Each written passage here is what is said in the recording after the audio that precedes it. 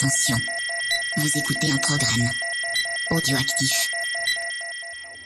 Revs up, lights out on 2019. Great start from Miller on the second row, and it's a good start from Dovizioso also. Not so much for Marc Marquez. Quartararo finally exits pit lane. Oh dearie me, what was he sitting up in the middle of the circuit for? What's happened? He's just thrown something off his bike. He's having a look. He sits up Dovizioso. The crowd here go wild. Salut à tous, on se retrouve pour le numéro 52 de C'est qui en pôle. On va parler évidemment du 5e Grand Prix de cette saison 2019 qui s'est couru pas très loin d'ici, au Mans, donc pour le Grand Prix de France. Salut Pierre, comment ça va ? Ça va super, écoute, Grand Prix un peu bizarre, mais moi ça va. Tu dirais bizarre ? Ouais, parce que par rapport au changement de température et de météo. Ah oui, voilà. Ouais, de ce point de vue-là, ouais. Et Steph, comment ça va Steph ce soir ? Je suis à mon top, au top de mon game. Grand Prix pour parler du MotoGP un petit peu soporifique, mais riche d'enseignements quand même, par rapport à un petit jeune qui n'en veut. Mais bon, ça, on va en parler. On en reparlera. Très. Non, mais sinon, vive le Moto 3 qui met quand même l'ambiance. Ouais, qui t'a permis de te réveiller à 11h, quoi. J'ai regardé les enregistrements justement pour me remettre de mon état soporifique. Et donc pour ce Grand Prix, comme d'habitude, on avait le petit jeu où il y avait des goodies à gagner et la bécannerie avait offert en plus donc un t-shirt et un tote bag, et c'est donc Tracerman qui avait donné Marquez en pôle et qui va recevoir les goodies aussi des collègues, donc de Chum, of Bike et évidemment ceux de la maison et comme je l'ai déjà dit, ceux de la bécannerie. Et donc on va parler un petit peu la news du jour du sport mécanique, c'est-à-dire le décès de Niki Lauda, donc triple champion du monde de Formule 1, 75, 77 et 84. Ouais. Donc forcément les plus jeunes vous ne l'avez pas vu courir, donc je vais demander. Si Pierre, tu l'as vu, tu regardais la F1? Non, courir non, j'étais pas né en 84. Mais oui, forcément. Non, mais j'ai vu arrête de crâner. Le film, le biopic sur lui, Rush, qui était très intéressant sur le personnage, parce que c'est un pilote très doué, mais apparemment c'est aussi un sacré caractère, une force de la nature. Et puis j'ai noté aussi le fait que les 3 titres, il en a gagné 2 chez Ferrari et 1 chez McLaren. Donc c'est pareil, c'est pas donné à tout le monde de gagner des titres chez des constructeurs différents, que ce soit en moto ou en Formule 1. Donc voilà. Steph, est-ce que tu l'as vu courir ? Oui. Alors après, moi j'étais quand même pas si vieux que ça. Faut pas non plus m'enterrer, mais t'avais quel âge en 84 ? J'avais 8 ans. Ouais. Donc oui, tu sais, moi je suis plutôt Prost que Lauda, tu vois. Ouais. J'étais plus chauvin. Ouais. Mais oui, il faut quand même. Ce qu'il a rendu finalement malheureusement le plus célèbre, c'est son accident d'enfer. Ouais. Et son comeback non moins d'enfer. Ouais. Ça, c'est surtout ça qui forge la légende en fait. Ouais, c'était à l'époque où on va dire que la sécurité, Balek. C'était un peu compliqué, quoi. Ouais, un peu compliqué, ou du moins pas très compliqué la sécurité en fait. C'était très simple. Non, mais c'était très simple. C'était des cercueils sur roues avec de l'essence dans un réservoir et pris quoi. Et puis vas-y, roule quoi. Ouais. Fouillaille. Ouais, donc moi et aussi j'avais 8 ans. Toi-même, 8 ans en 84, et effectivement c'était les souvenirs de Lauda, c'est la McLaren Marlboro, quoi. Enfin, je biperais peut-être le nom du cigarettier. Truc rouge et blanc, quoi. Ouais, voilà, rouge et blanc, et puis après, ça va être Prost qui va aller chez McLaren, après Senna. Donc c'est une voiture assez emblématique de cette époque. Et Lauda, c'était quelque chose, quoi.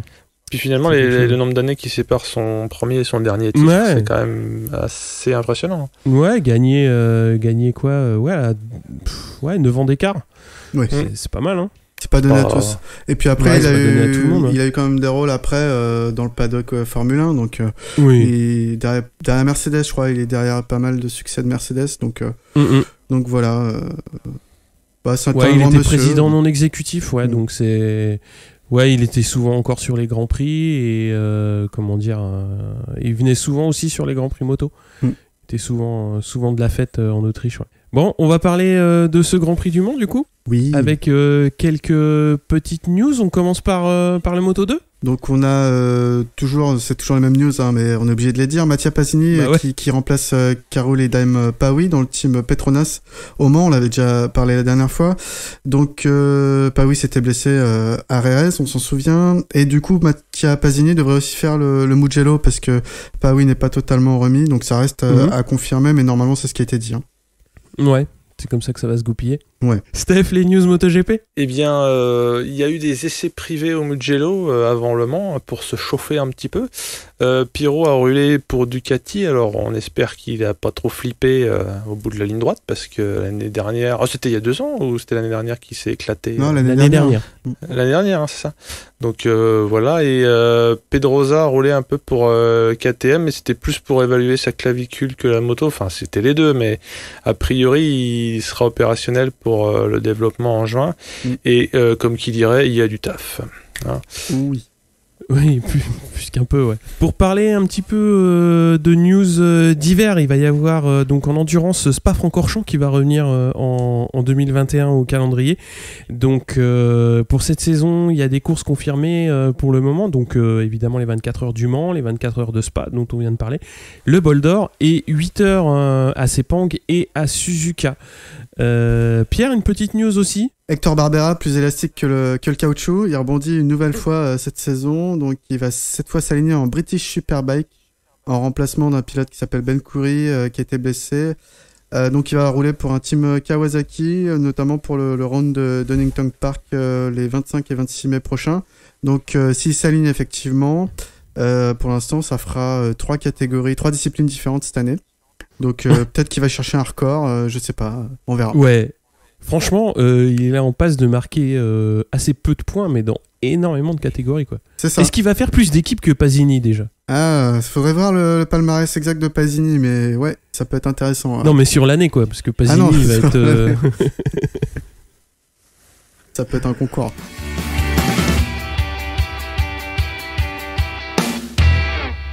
On va parler donc des essais et des grilles. Donc en Moto 3, on a McPhee, Ramirez, Yurchenko et Garcia qui vont passer en Q2. Et donc pour cette deuxième séance de qualif, c'est McPhee qui prend la pole devant Arbolino et Ogura. On a Suzuki 4, Rodrigo 5, Ramirez 6, Antonelli 7, Fernandez 8 et Toba 9.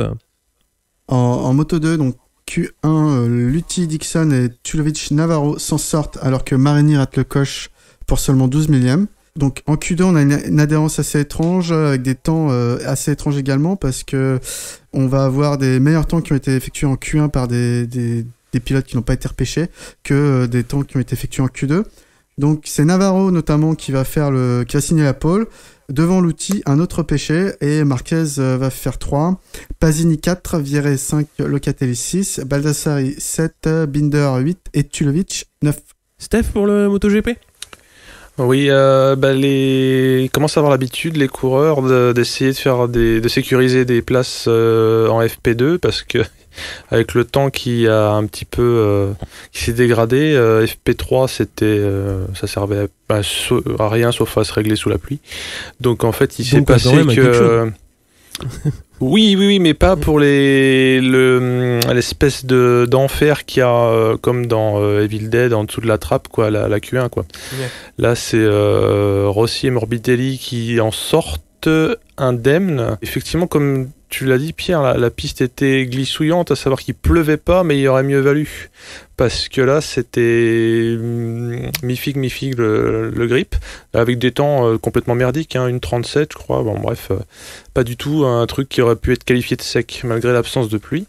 Et c'est la cata pour Suzuki, parce que bon, Suzuki, on connaît le potentiel et des machines et des pilotes, surtout Rins, qui est on fire, et ils finissent juste devant un Iannone qui est complètement aux fraises en Q1.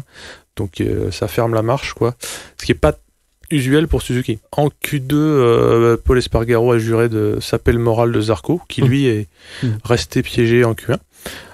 Et son frangin, Aleix, est en Q2 et sans même passer par la Q1, ce qui est assez exceptionnel. Je crois que soit c'est pas arrivé depuis le début de la saison, sauf au Qatar, mais je peux me tromper. Bon, Iannone, il est à la cave, mais donc une Aprilia et une KTM en Q2, c'est quand même pas mal. Évidemment, je l'ai pas cité, mais c'est Marquez qui met tout le monde d'accord. Dès le début, il fait son chrono. Bon, après, il se bourre, mais il en a rien à foutre. Et il y a Petrucci et Miller qui se payent le luxe de devancer Dovi. Donc dans l'ordre, on a sur la grille Marquez, Petrucci, Miller, ensuite Dovi, Rossi, et Quartararo finit quand même 10e temps, ce qui on pourrait presque être déçu, mais quand même on parle d'un top 10. Et Viñales 11, alors j'ai noté qu'il reprenait les mauvaises habitudes. D'habitude il est meilleur sur les chronos, mais là c'était les mauvaises habitudes de mal démarrer les GP, quoi. Mais là même le samedi il l'a mal démarré là. Ouais, enfin la qualif MotoGP, c'était vachement compliqué, quoi. Quand tu vois la Q1 de Rossi, je veux pas les blâmer, hein, mais c'est juste que le résultat, c'est un peu le chat noir pour Viñales. On en reparlera un peu plus tard. Et surtout les Suzuki, bon, pas trop compris, mais bon, en même temps, si ça ce sport a été complètement cartésien, ça servirait même pas d'en parler. Donc ouais, c'est assez surprenant. La faute à une piste où même Poncharal disait en interview avant que les qualifs se déroulent qu'ils auraient préféré qu'il y ait de la flotte parce que là, ils auraient su comment régler les machines et les choix de pneus. Mais là, c'était qui qu'on fait. Ouais, à tel point qu'il y a des pilotes qui ont essayé de tenter les slicks, dont Rossi, mais ça n'a pas marché. Si, Rossi, ça a marché en Q1. Il m'a semblé qu'il... Ah oui, en Q1, mais en Q2, il a changé de fusil d'épaule, donc c'était vraiment très compliqué, y compris pour les goupilles. Ouais, parce que pour ceux qui étaient sur place, en fait, en début de Q1, c'est praticable en slick, quoi. Les conditions se sont dégradées hyper rapidement, ce qui fait qu'en Q1, personne l'a repris. Il a mis plus d'1 seconde et demie à tout le monde. Et après, c'est pareil. Marquez, il a posé un gros temps dès le début, et vu que les conditions se sont dégradées, il était imprenable. Ouais. Non, c'était assez... C'était pas du poker, mais... fallait faire un gros temps très vite. Ouais. Voilà. Et Dieu sait que Marquez, il tape des pendules, c'est pas tard. Voilà. On va passer aux courses. Donc, le dimanche, pour le coup, c'était un petit peu frais, on va dire, le matin, mais c'était pas humide. C'était tout le monde craignait de la pluie, mais non, ça a tenu. Alors en Moto 3 c'est parti pour 22 tours, on a une grosse chute d'Ogura et surtout la moto revient sur la piste dans le paquet et par miracle donc tous les pilotes réussissent à l'éviter. Assez rapidement on va voir Binder qui va chuter dans la foulée, ça reste groupé comme d'habitude en Moto 3 avec Suzuki, Arbolino, McPhee, Rodrigo, Mignot, Canet et Dalla Porta, donc dans le désordre en fonction du tour mais pas toujours bien placé à l'avant du groupe. On a Fenati qui est très très loin, 17ème, qui va abandonner peu avant la mi-course. On va avoir Ramirez qui va chuter également dans cette course qui est quand même très très animée en tête. À 8 tours de l'arrivée, on a Suzuki qui se loupe et qui va rétrograder à la 4ème place, alors que son coéquipier Antonelli va chuter, donc des fortunes assez différentes du week-end, de la course précédente. Et Suzuki va chuter également. Il va emmener Arbolino avec lui, donc 2 tours plus tard. On va avoir Foggia également qui va chuter. Et ça va se regrouper en fin de course à 12 pilotes, donc plutôt en 2 groupes, un groupe de 4 et un groupe de 8 suiveurs. Et c'est McPhee qui va prendre le commandement de la course et qui va finir en tête devant Dalla Porta, profitant d'une fin de course que je qualifierais de tendue entre Canet et Toba. C'est le japonais qui va perdre le plus dans l'affaire puisqu'il va terminer 6ème. On a Canet donc qui va compléter le podium, Rodrigo 4, Mignot 5, Toba 6 comme je l'ai dit, Vietti 7, Masaki 8 et Kornfeil 9. Ouais, c'était une course assez classique Moto 3, donc avec beaucoup de chamaillerie devant. Ils ont quand même réussi à se détacher, comme tu l'as dit. McPhee a quand même semblé solide tout le week-end, donc je pense qu'il mérite sa victoire. Il a été assez malin pour prendre le lead à un moment et ne plus le lâcher, malgré le retour de Dalla Porta dans sa roue. Après, moi, ce qui me désole, c'est de voir Fenati, quoi. Je le disais déjà la semaine dernière, tu disais non, mais Fenati, il faut lui laisser le temps, mais encore une fois, il abandonne, il a pas chuté, il me semble pas, donc je sais pas ce qui se passe. Bon. Là, oui, ça va devenir compliqué. Hein. Après, ce que j'avais bien aimé aussi, c'est qu'au début du week-end, on avait un trio de japonais en tête, je crois, en FP1. qui avait fait le meilleur temps. Donc ça, c'est agréable de voir des Japonais qui reviennent en force dans les catégories inférieures, parce que ça fait longtemps que, bon là, on a Nakagami en catégorie reine, mais je veux dire, le paysage c'était un peu désertifié ces dernières années en japonais flamboyant. Donc ça, je trouve ça bien. Et le petit Celestino Vietti, là, qui marque des gros points, alors que c'est un rookie. Enfin, il a fait des remplacements l'année dernière, mais sinon, c'est un rookie. Je crois qu'il faudrait vérifier, mais c'est peut-être le meilleur rookie pour l'instant, par rapport à un Kanonchu qu'on attendait beaucoup. Bon, voilà. Donc, c'était Bon, on verra sans doute on verra les autres courses après, mais pour moi, c'était la meilleure course des trois, quoi. Ouais. Steph, un avis sur cette course ? Oui, c'est tout à fait ça. C'est la course la plus palpitante, pas intéressante, mais avec de la grosse action. Ces espèces de réflexes complètement maboules des pilotes qui arrivent à pas s'éclater dans la moto, qui traversent, mais alors comme un chien dans un jeu de quilles. C'est surréaliste. En fait, tu te dis c'est relié directement au cerveau reptilien. Ouf, quoi. Moi, je suis pas trop pour les jeux du cirque, mais c'est vrai que cette image-là, surtout parce qu'elle se finit bien, elle était une des images du week-end, Mais oui, non, mais il y a quand même eu pas mal de bourrances. J'imagine que comme le grip est supposé être bon au Mans, c'est vraiment que quand même, soit la piste était froide, soit encore un peu grasse ou mouillée. Je sais pas, la piste était piégeuse encore dimanche matin. Ouais. Donc c'est pour ça que un peu dans toutes les catégories, je suis déjà admiratif de ceux qui finissent. À noter, c'était la première victoire de l'équipe Petronas. Donc qui aligne depuis un petit moment maintenant en Moto 3 et Moto 2 et qui traîne cette année le MotoGP.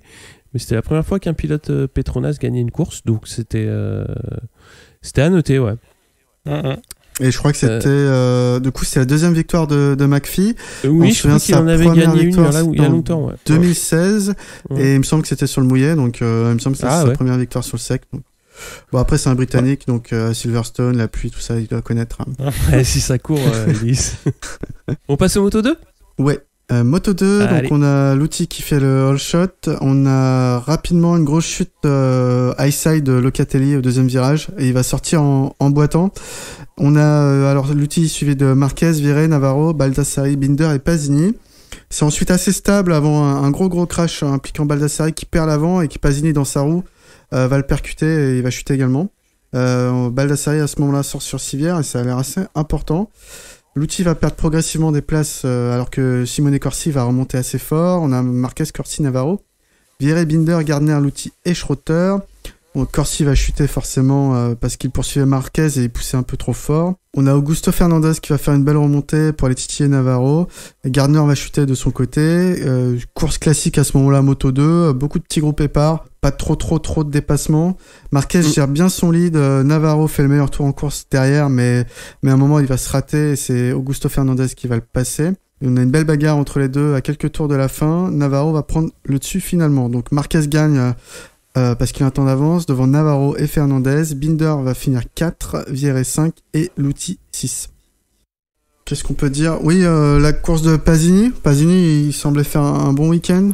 Il était dans le coup, notamment 4ème au départ. Et puis après, il chute, il peut rien faire. C'est Baldassari qui chute devant lui. Donc ça, j'ai trouvé ça dommage. Je pense que Petronas pouvait attendre un résultat de lui. Belle course d'Alex Marquez qui roulait un peu comme son frère après, quoi. Pas trop inquiété devant une fois qu'il avait pris le lead. Course solide de l'outil, même si on n'a pas trop compris pourquoi il s'est mis à chuter dans le classement alors qu'il avait pris le bon départ. Ouais. Et puis à noter le très bon résultat de KTM qui avait apporté un nouveau châssis. Donc Brad Binder finit 4, son meilleur résultat cette saison. Voilà. Ouais, derrière Binder sur KTM c'est compliqué parce que bon, il y a le Kwana qui est 9ème. Ouais. Mais après ça. Bah alors ils ont pas tous le nouveau cadre. Je crois que Bezeki l'avait. Bezeki l'avait. Je sais pas si Martin l'avait également. Ouais, Martin il a pris un ride-through. Il a volé le départ. Ouais, si, Lobs qui chute encore. Ça fait 3 chutes sur... Sur 5 courses, il y a 3 qui finissent pas. Ouais, ça commence à faire beaucoup. Pour des pilotes d'expérience comme ça, c'est ça que je trouve pas normal, quoi. On en parlera après pour Vignales, c'est pareil, quoi. Bon, on passe au MotoGP du coup. Alors, le MotoGP, contrairement à d'habitude, je parle du warm-up parce que Cocorico, Quartararo claque une pendule devant Marc Marquez, il finit premier du warm-up. Ça, c'est intéressant, on peut toujours dire ouais, on s'en fout, mais c'est en 1:32.4. Voilà, on parlera après des temps de Quartararo, mais c'est de la bonne. Ouais. Donc passons plutôt à la course. Hein. Et avant même le départ de la course, un gag. Je pense qu'on aurait pu mettre la musique de Benny Hill quand il se court après. Au tour de chauffe, donc warm-up lap. Abraham se bourre comme une merde à la chicane d'un lop. En gros, c'est le premier gauche et le pneu est pas chaud ou pas rodé, je sais pas quoi, mais bon, il se perd l'avant. Comme moi sur une plaque d'égout, quoi. Comme Mir est vraiment derrière lui, bah, il attrape les freins comme une pince de homard et pouf, pareil, blocage de l'avant. Donc en regardant le ralenti, on a l'impression qu'ils tombent tous les deux en même temps, mais c'est en fait l'un puis l'autre. Et mine de rien, Zarco en interview a expliqué que la bécane d'Abraham se dirigeait droit sur lui, donc il l'a plus ou moins repoussé ou s'est auto-repoussé de la bécane d'Abraham avec le pied gauche, ce qui l'a fait tirer tout droit. Et en fait, il a contourné le bac à gravier par l'espèce de micro-bande d'asphalte qui a... vous avez vu sa caméra embarquée juste avant les pneus, ouais. Ah, il est pas passé loin du commissaire de piste aussi. Ouais, aussi. Bah, déjà, ça met dans l'ambiance, quoi. En tout cas. Et puis, il y a eu tout un psychodrame, hein, des deux qui étaient pas si loin des stands, donc ils y sont repartis, ils pensaient qu'ils pourraient partir à la pit lane, mais pas vraiment. Donc, c'était un petit peu bizarre. Et à la fin de tout ça, Mir rentre au stand, donc pour une raison que j'ignore. J'imagine qu'il n'était pas non plus... sa moto n'était pas forcément prête. Et Abraham se fait black flaguer, mais j'ai pas compris pourquoi. Peut-être qu'il a fait une manœuvre qui n'était pas autorisée. Oui, c'est-à-dire qu'il est reparti après que Marquez ait franchi la ligne du premier tour. C'est-à-dire ça c'est interdit. Ça c'est interdit. Tu peux repartir des stands, mais il faut que tu quittes la pit lane. Enfin, il y a une ligne. Hein, faut que tu passes la ligne avant que le premier ait bouclé son premier tour. Non mais t'as pas le droit de prendre 2 ou 3 tours dans la rue, quoi. Non. C'est ça. Trop dangereux, je pense. Okay. C'est ça. Ouais. Oui, c'est pour le retardataire dès le début de la course, ça fout la merde, quoi. Voilà, c'est ça. En même temps, Abraham, il a pas besoin de ça. Enfin bon, excusez-moi. Donc le gag qui est pas vraiment marrant. Dans les premiers tours de course, Miller et Petrucci nous font croire que Marquez ne va pas encore nous faire une Lorenzo. Et au tour 5 et 6, il y a même Miller en tête. Et ce qu'on découvrira après, c'est que Marquez se dit ok, vas-y, fais-toi plaisir. Et voilà. Et au tour 7, Bagnaia éclate Vignales, il n'y a pas d'autre mot. Enfin, sur les vidéos, c'est le massacre, sur un freinage raté ou un non-freinage. Et les deux étaient déjà loin de la tête à 6 secondes des leaders. Chute de l'arrière, comme on dit au Tour de France. Hein. Chute à l'arrière. Et Vignales paye, à mon avis, en partie le double handicap qu'il s'est infligé lui-même en se qualifiant mal et en démarrant très lentement comme il en a malheureusement l'habitude, ce qui fait que si au tour 7 t'es déjà à 6 secondes des leaders, c'est pas pour ça qu'il se fait éclater, attention, ne me faites pas dire ce que je n'ai pas dit, ça participe au bordel parce que t'es dans un ventre mou de semi-tocard, passez-moi l'expression. Non mais ventre mou tout court. Ouais, non, mais en plus, c'est pas le ventre mou des 3-4 qui sont derrière le trio de tête. C'est ce que je voulais dire. C'est plutôt la queue du dragon qui oscille. Parce qu'on a vu des drames comme ça. Il y a Nonnet qui éclate Lorenzo. Enfin bon. Alors Marquez sonne la fin de la boom pour les ados. Et donc j'ai réglé mon réveil sur l'heure du podium. Plus sérieusement, il y avait la consolante entre Ducati qui était assez intéressante, donc derrière Marquez, parce que Petrucci, on s'en doute, non seulement il veut bien figurer, mais d'autant mieux figurer qu'il a un contrat que d'1 an et que Miller, le susnommé Miller, convoite le guidon. Au moins, il n'y a pas de mystère. Et il s'évertue, donc justement, Petrucci à tenir Miller en respect. Il essaye de taxer Dovi avec 2-3 reprises, en s'efforçant, lui, de ne pas contracter une maladie dite yannonite. Et il y arrive, hein, donc il fait le bon lieutenant, mais un bon lieutenant qui ne joue pas que les seconds rôles. Même si à la fin ça se résume à ça quand même. Résultat à l'arrivée, Marquez, Prums, suivi de Dovi qui continue de pas perdre trop de points au championnat, on sait jamais, une blessure ou une mauvaise passe des Honda, elle serait vite arrivée. Petrucci complète le podium, Miller quand même qui s'est pas trop enflammé à la Crutchlow, donc il est pas tombé, il est 4ème et Rossi 5. Mais un autre motif qui nous a permis de pas nous endormir complètement, c'est que Quartararo et Zarco ont eu des destins croisés, parce que le plus jeune des deux est remonté comme un diable et a fait des brochettes de 1.32 sur les 10 derniers tours, sachant que les 1.32 c'était l'apanage on va dire des 4-5 premiers.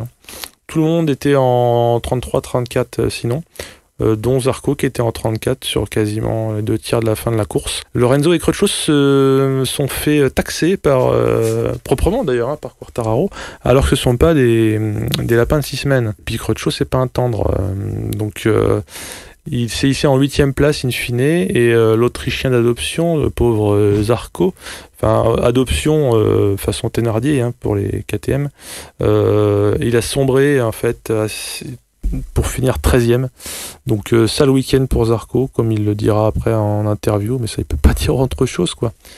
Donc pour nos Frenchies, c'est donc Quartararo 8ème, mais surtout une chevauchée fantastique de fin de course que vous avez dû, j'imagine, déguster comme moi. Et Zarco 13ème, ça, il boit le calice jusqu'à la ligne. Voilà pour cette course. Qu'en avez-vous pensé si d'aventure vous êtes resté éveillé? Déjà on va rappeler donc que vendredi il y a eu donc le décès d'un commissaire de piste d'un accident cardiaque, et Rins a offert son casque à l'arrivée du Grand Prix, donc ça c'est classe, beau gosse. C'est un beau geste, assez altruiste quoi. C'est ce que je voulais dire.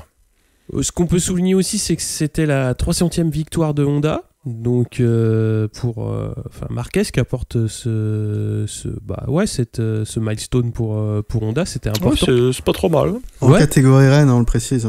Après la grosse domination de Marquez quasiment de bout en bout, comme tu l'as dit, Miller a essayé un petit peu en début.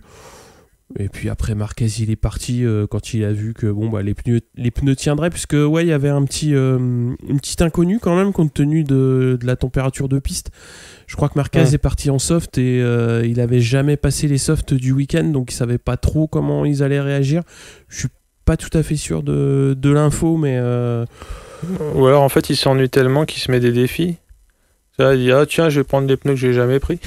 Non, il se fait trop chier. Non, mais après il les passe en se disant avec la température de course, la température de piste, ça devrait passer.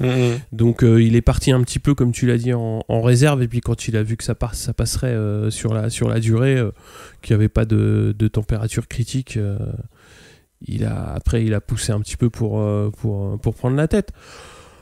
Après, les Ducati sont quand même, mine de rien, pas loin derrière. Je crois qu'il y a 3 secondes ou quelque chose comme ça.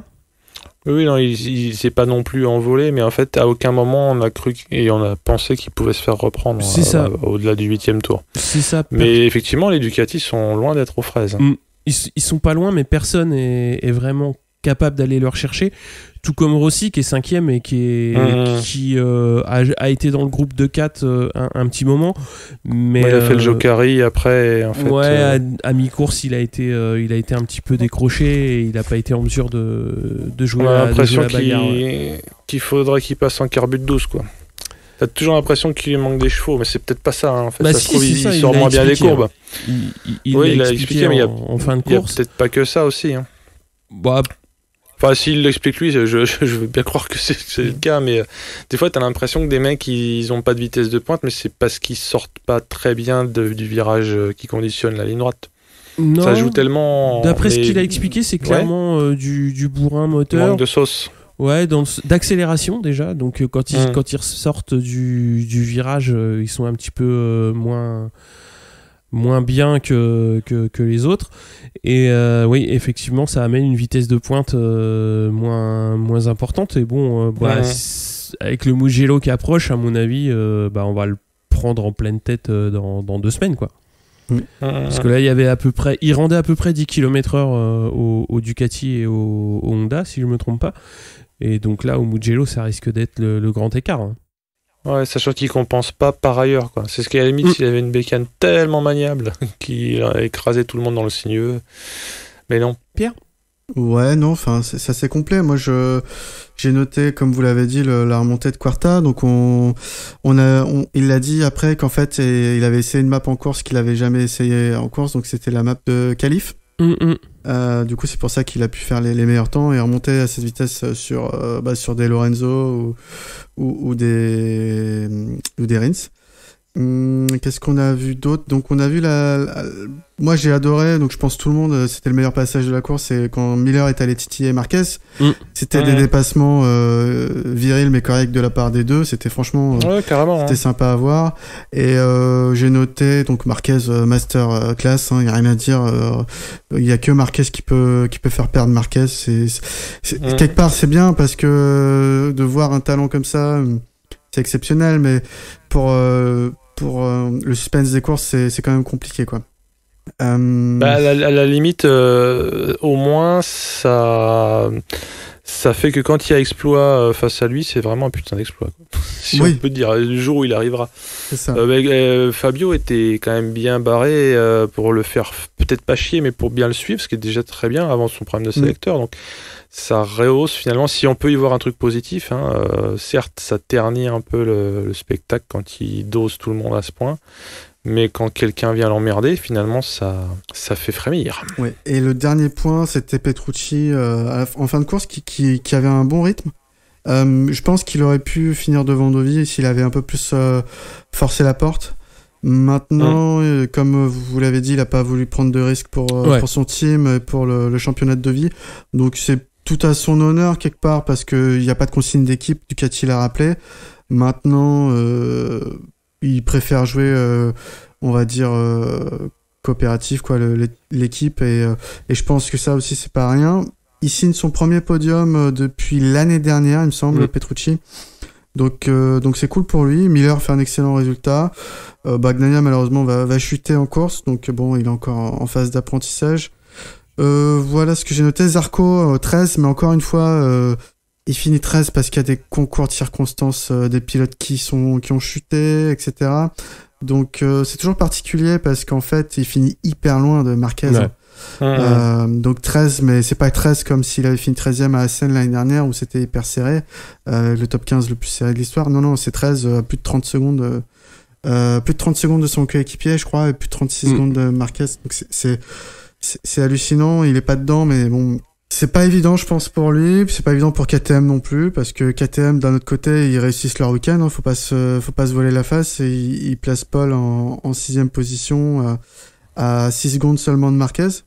Donc c'est assez ambivalent les sentiments qu'on peut avoir sur KTM, et c'est d'autant plus ambivalent qu'on se dit que vu que Paul y arrive, ils vont montrer moins de patience envers Johan, pardon. Si c'était possible. Après, t'es obligé de rappeler qu'Espargaro, c'est sa 3e saison sur la moto, donc il la connaît peut-être un petit peu mieux. Après, Johan, là, il galère, c'est dur. Il est arrivé, donc je pense qu'il va falloir, comme tu l'as dit, vite réagir. Vite trouver des solutions pour aller décrocher assez rapidement si c'est pas nécessairement des meilleures places au général, mais être beaucoup moins loin, quoi. Mais ça viendra avec, parce que les qualifs sont compliqués, enfin les qualifs sont compliqués, les courses sont compliquées, donc là il a la tête dans les bottes. Mais c'est d'autant plus étonnant que avant Rerez, KTM a fait des tests privés au Mans. Donc s'il y avait une course sur laquelle performer, c'était Zarco connaît bien le Mans et il est à l'aise, on l'a vu l'année dernière. En plus, 2 semaines avant, ils ont fait des tests privés sur ce circuit. Donc potentiellement, il peut arriver avec un meilleur rythme, moins de réglages à chercher, mais on a vu que malheureusement, ça n'a rien donné pour lui. Moi j'espère qu'il va faire le dos rond et que, et que ça va finir par payer. Alors j'imagine plus du tout de podium cette saison. Un top 10, ça va être difficile à accrocher au classement général, mais j'espère qu'il va accrocher plus régulièrement des top 10 en course, quoi. Ouais, après il y avait pour développer un peu sur KTM, il y a eu une très très bonne interview de Guy Coulon, donc qui est chef mécano chez Tech 3 d'Olivera, qui a précisé un petit peu quelles modifications étaient en cours sur les pièces, et il a donné une précision qui était très importante dans le sens où il trouvait que la moto en elle-même n'était pas foncièrement mauvaise entre guillemets, enfin je reprends pas ces mots exactement, mais il n'était pas choqué par les performances brutes de la moto, mais surtout les modifications qui sont en cours, c'est pour faire en sorte que les réglages soient plus faciles à faire pour les mécanos et plus rapides, c'est-à-dire que quand ils ont 40 minutes d'essai libre, ils ont besoin de tester énormément de configurations à la demande des pilotes, et quand le pilote dit voilà, moi j'ai pas de feeling, j'ai besoin de plus d'avant, plus d'arrière, ou plus de ceci, plus de cela, il trouvait que la KTM était un petit peu plus longue à régler, et donc il pouvait passer moins de réglages que ce qu'il pouvait le faire sur Yamaha. Donc j'ai trouvé que c'était une précision qui était importante, et que justement l'équipe travaillait sur cet aspect-là aussi. Ouais, c'était ça, c'était l'accessibilité de la moto, elle n'est pas forcément bien pensée. Ouais, elle est pas assez friendly vis-à-vis de ceux qui doivent travailler justement à modifier sa configuration. Donc j'ai trouvé que c'était intéressant d'avoir son point de vue, puisque son point de vue est toujours éclairé sur les bécanes. Après, moi, le point qui m'a vraiment intéressé ce week-end, c'était Quartararo, parce que c'était ses premiers tours de roue sous la pluie aussi, dans des conditions un petit peu difficiles. Il fait une qualif qui est très très honorable compte tenu de la configuration météo.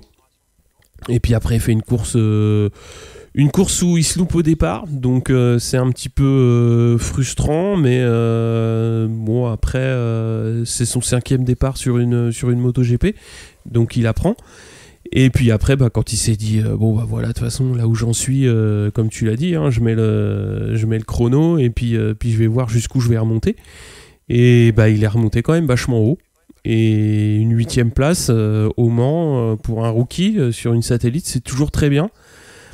Et c'est encore une fois en progression par rapport à ses précédents résultats. Ça continue d'avancer. Il est bien dans l'équipe. Je trouve que c'est un plaisir de le voir courir, quoi, tous les week-ends. Et si on peut aussi le signaler, moi j'avais cité qu'il avait déposé Lorenzo et Crutchlow, mais c'était super clean. Ça, tant mieux pour Lorenzo, ça lui évitera de gueuler. Mais en plus, comme on peut quand même le dire, ces deux-là, ce sont pas simplement des bons pilotes, mais ce sont des grands champions. Lorenzo et Crutchlow, qui est aussi un peu âpre, hein, d'habitude. Ouais, c'est pas facile. Tu passes pas Crutchlow sur un malentendu. Hein. Donc, et il leur collait une seconde au tour quand même. Hein. Ouais, après, oui, il avait changé son. Après, changer de carton, ça fait pas tout. Hein.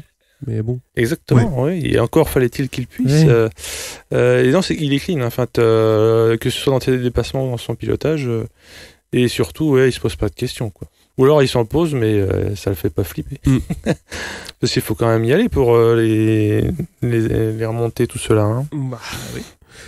Après, au rayon des déceptions, Rins qui a passé un week-end assez pas mal en retrait, quoi. Donc pas très bien qualifié, et puis course un petit peu compliquée. Donc moi je suis un petit peu déçu, parce que je le voyais bien au Mans en général sur sa lancée. En général, c'est des motos assez polyvalentes comme la Yamaha qui réussissent, et donc la Suzuki étant pas trop mal sur ce secteur-là, justement, bonne en tout et mauvaise en rien, là ça a pas collé. Bon, on verra la semaine prochaine, dans 2 semaines au Mugello. Et puis surtout Lorenzo, quoi. Enfin, la déception. Ah là là. Ouais. J'ai évité de tirer sur l'ambulance, mais en fait, voilà.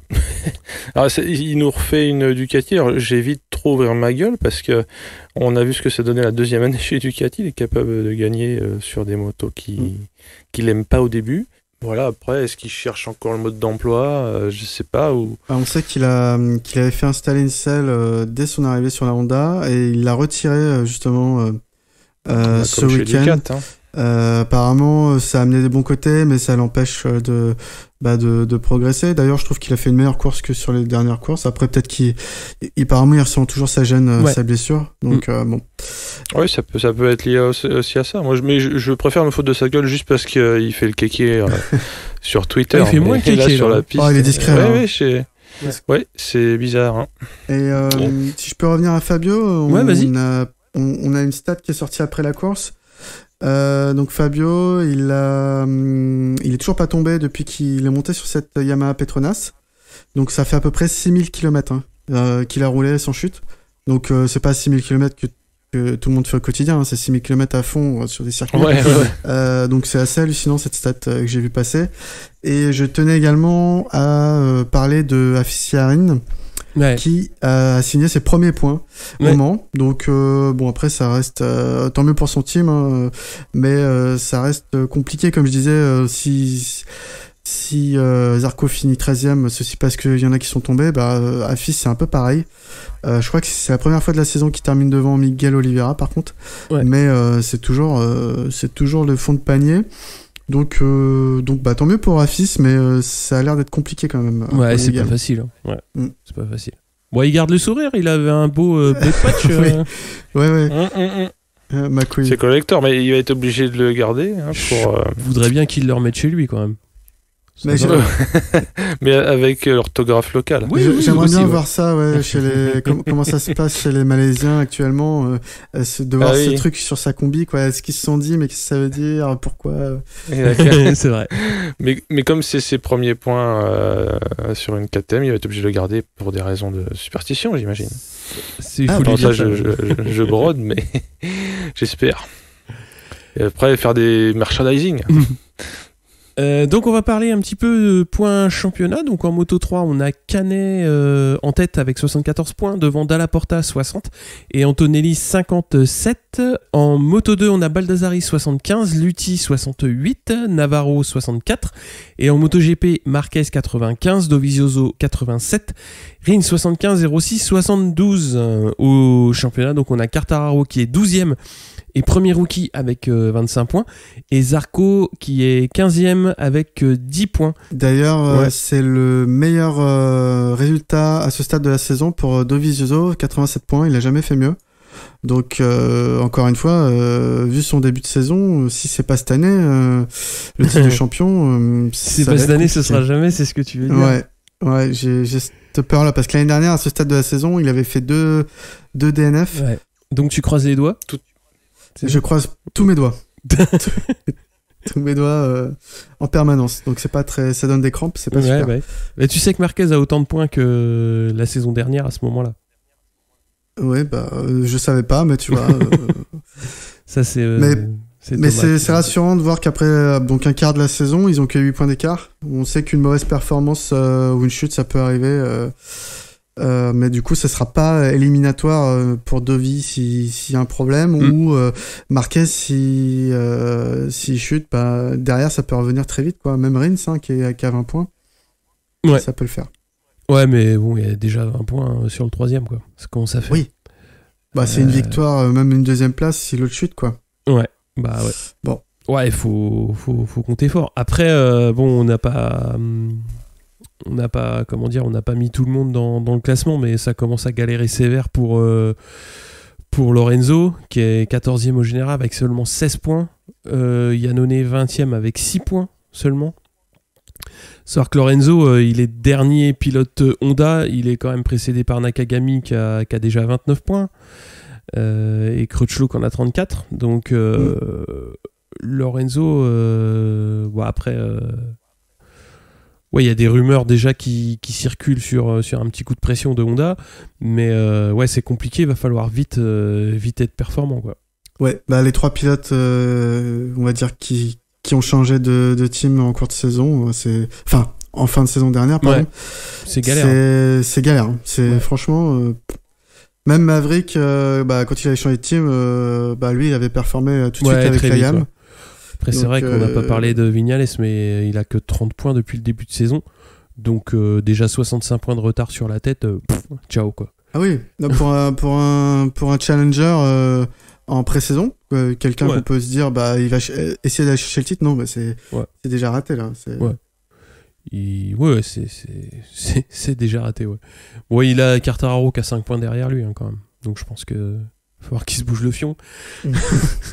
Et puis bon, Morbidelli, il en a quand même, il est déjà devant lui au championnat, donc ça va. Au bout d'un moment, il va falloir faire quelque chose.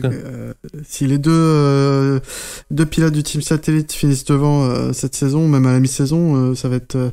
Je vois pas comment il pourra justifier. Bon, il y a des fois il a joué de malchance, mais ça fait pas tout parce que sur les courses où il a pas de malchance, il performe pas comme. Comme l'a dit Steph là, faut qu'il se place mieux sur la grille. Enfin voilà, si tu veux pas chuter, faut aussi savoir te mettre à l'abri quoi. Oui, bien sûr. C'est vrai que ça pourrait passer pour du Yaka Faucon, mais comme on sait que Vignales il a le niveau, il l'a prouvé par le passé. Sauf à parler de Siwulo, effectivement, on comprend pas trop quoi. Non, mais vous avez vu la moto de Petrucci à l'arrivée ? Il manquait un aileron. Il y a un triple aileron. Il manquait un aileron et apparemment c'est parce qu'il est allé pousser Paul Espargaro dans la course quoi. Donc oui, quand tu veux te sortir du tas, faut aussi faire le forcing et pas faire ta danseuse quoi. Donc si t'es là, oh non ils vont me toucher, ça risque. Oui, mais au bout d'un moment tu te fais manger par tout le monde. Il s'est fait toucher d'ailleurs.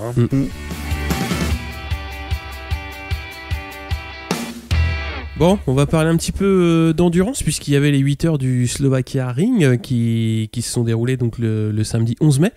On a donc Brock Parks, Martin Fritz et Nicolo Canepa qui s'imposent pour le Yart dans une course qu'ils ont menée de bout en bout. Donc la deuxième place est pour le CERT à un tour avec Vincent Philippe, Étienne Masson et Greg Black. Et troisième donc au général le FCC TSR Honda avec Joe Shook, Freddy Forêt et Mac Di Meglio qui sont à 46 secondes du deuxième. À noter donc c'est De Punier qui pilote pour le Honda avec Guimbert et Yoni Hernandez. Il a chuté je crois que c'est dans les 5 derniers tours. Ouais, à la toute fin. À la toute fin. Et donc il termine 8ème. C'est le CERT qui reprend la tête au classement général, donc devant Kawa. On parle un petit peu Superbike et Supersport. Ouais, donc on avait une reprise attendue du Superbike après une grosse pause à Imola, donc en Italie. Ça a couru le week-end du 11 et 12, mais on avait une stat que Doc Morcellino nous avait sortie. Les 12 dernières courses à Imola avant ce week-end ont été remportées par des pilotes britanniques, Sykes, Davis ou Jonathan Rea. Les courses de ce week-end n'ont pas fait mentir cette stat. C'est un Grand Prix qui reste britannique parce qu'en fait, dès les essais, Bautista s'est montré peu à son aise sur ce circuit qui découvrait, faut le dire, assez complexe à mémoriser avec ses 22 virages et ses 5 km de long.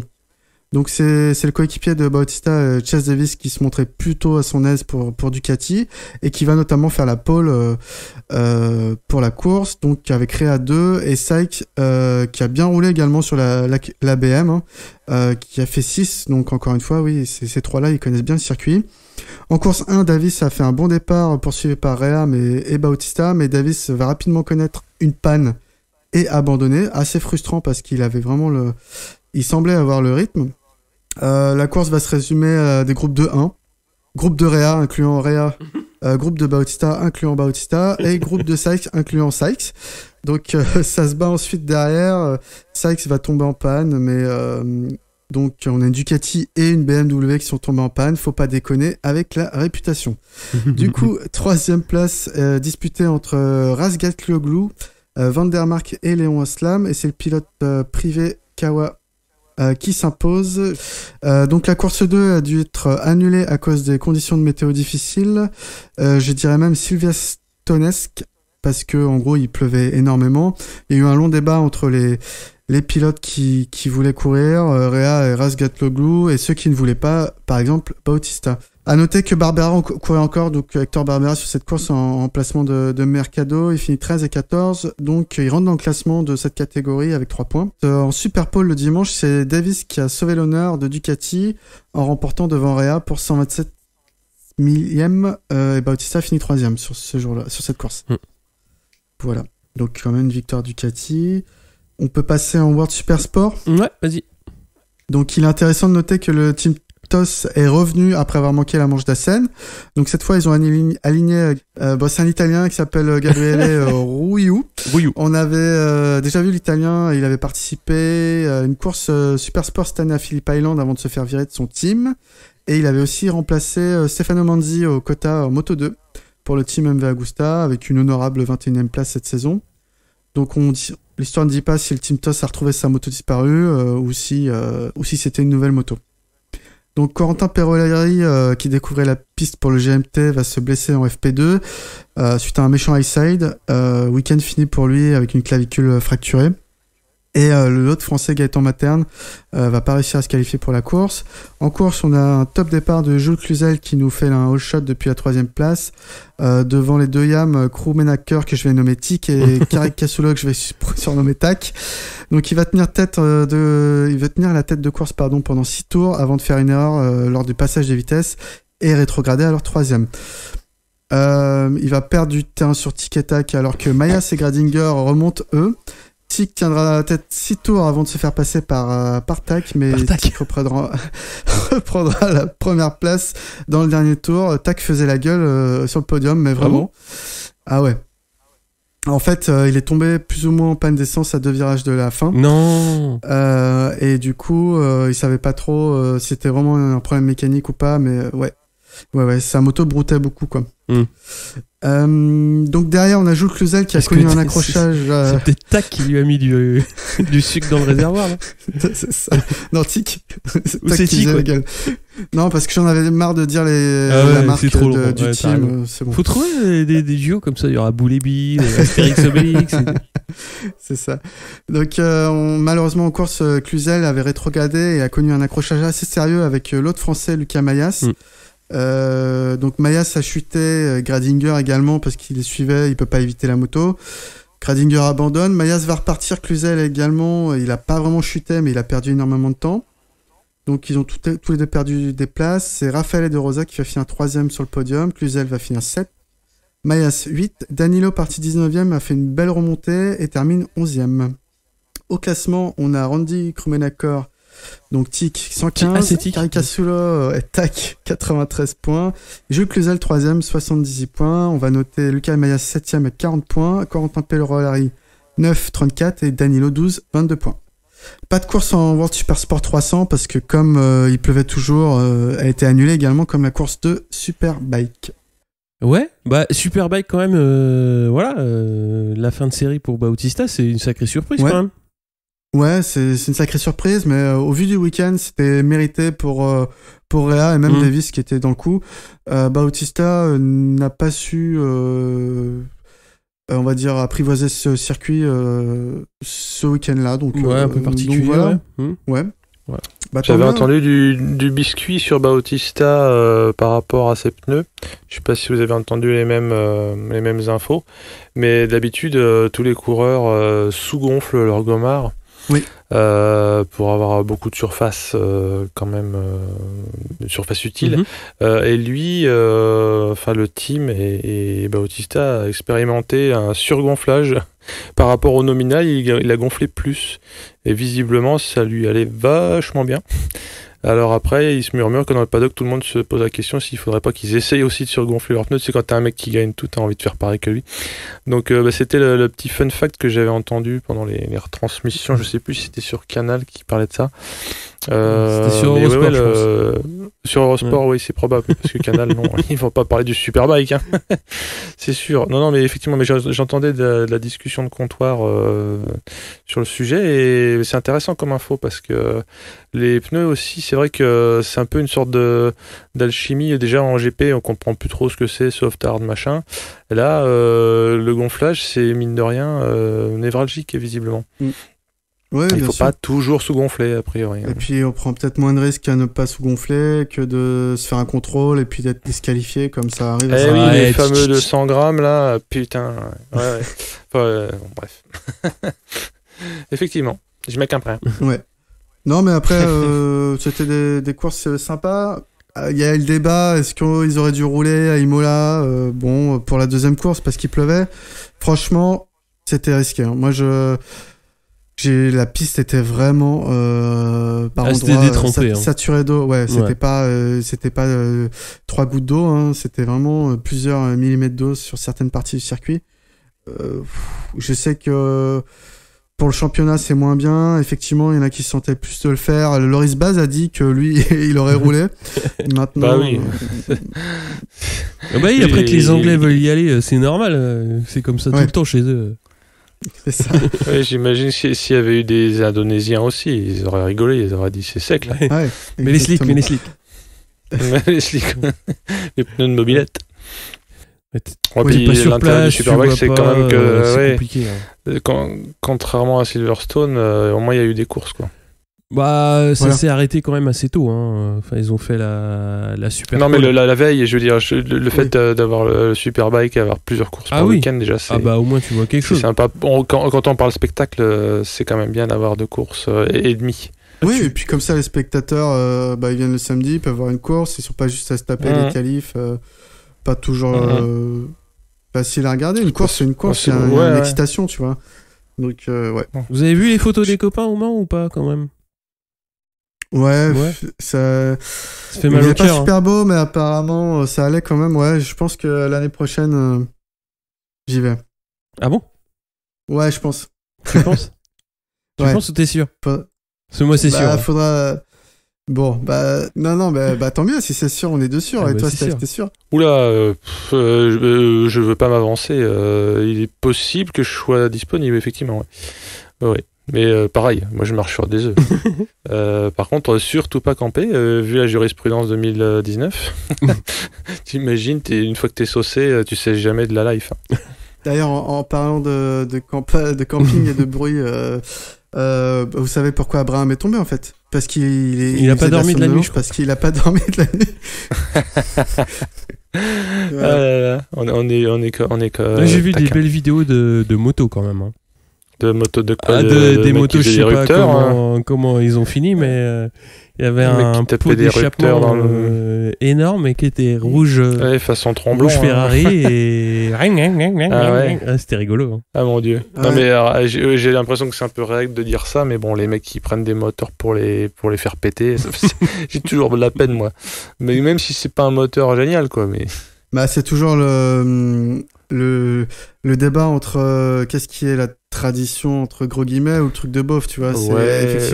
Effectivement. C'est tellement de temps que ça dure qu'il y en a, ils vont dire mais ça fait partie du folklore. Ça fait partie du folklore à mon avis.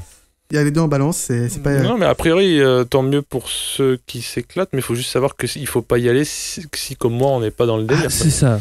Et même... Il faut pas aller au camping. C'est pas une question d'âge. Oui, il faut pas aller au camping. Enfin, pas à celui-là, en tout cas. Aller au camping à 100 bornes de là, quoi. Et puis faire les 100 bornes le matin même. Non, il y a le tramway et tout. Ouais, il y a le tramway. Je couperai tout ça, de toute façon. Ah, vous êtes sponsor par le syndicat d'initiative, là. On prépare l'année prochaine, tu crois quoi? Vous allez vous-même installer le tram, c'est ça? Non, il y a déjà, surtout pour... Non, mais je plaisante. Pour trouver où dormir là-bas, quoi. Effectivement, il y a une bonne logistique. Carrément. C'est la base de tout. Hein. C'est un peu comme Hannibal Smith, et j'adore qu'un plan se déroule sans accroc. Sur ce, on va se quitter. On va se retrouver comme à l'habitude sur Twitter, sur Discord, un petit peu sur Facebook, mais un peu, on va dire, un petit peu sur Facebook aussi. Évidemment, le jeu avec la bécannerie qui sera encore lancé le jeudi avant la course sur Twitter. Et puis voilà. Donc on se fait des gros bisous. À bientôt. Ouais. Oui, vivement le Mugello parce qu'il y a aussi une belle ribambelle de tarés là-bas. Avec leur tronçonneuse full barouf. Bon allez, sur ce, à la prochaine. Ciao. Salut tout le monde. Ciao.